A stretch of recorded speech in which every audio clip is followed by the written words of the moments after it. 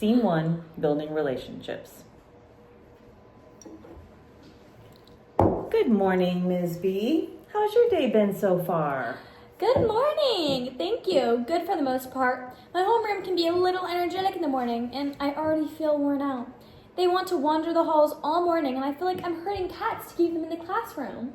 Ah, yes, the 8th grade morning FOMO is real. What excuses are they giving you to leave the room? They tell me they need to talk to a teacher or ask another student a question, but they're gone for a long time. When I look out in the hall, I can see them hanging out by the bathroom. Sometimes they stay in the hall talking to another teacher, and I just prefer they stay here in the classroom since I'm accountable for them. I feel like I'm the mean teacher because I won't let them leave the room. Well, I understand your frustration. I've had homerooms in the past who are really social. It can be a struggle to keep them in the room. Have you tried any strategies to keep them from wandering? No real strategies, I guess. I've given a couple of them lunch attentions for just being out of the room for most of my homeroom time, but it doesn't really seem to change anything.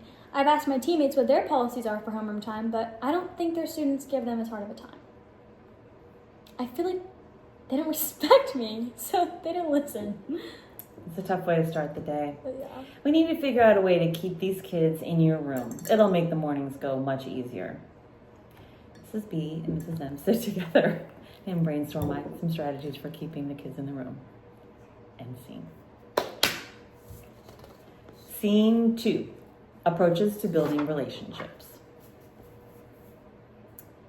Good morning. I just wanted to stop by and see how things are going with your homeroom. Have you had a chance to try any of the strategies we talked about? Hi! Yes, I've only had a chance to try out one so far, but it's been better. Fewer kids are asking me to go out, so I think that's a win. That's great. I'm glad to hear that. Please keep me updated on how the rest of the week goes. I won't keep you because I know it's your planning time, but I'd like to schedule a time to do some observations or to get together and talk before we do our observations in the next couple of weeks. I'd like to talk about setting some goals for student learning in science that we can focus on over the next couple of meetings. And scene 3, strategies for communicating feedback. This is the post-observation meeting. I'd like to start by talking about some of the awesome things that I observed. First, you were very engaged with the students, moving around the room, asking questions about the work that they were doing. I like the way you handled the students who were off task by being present and bringing them back to engagement.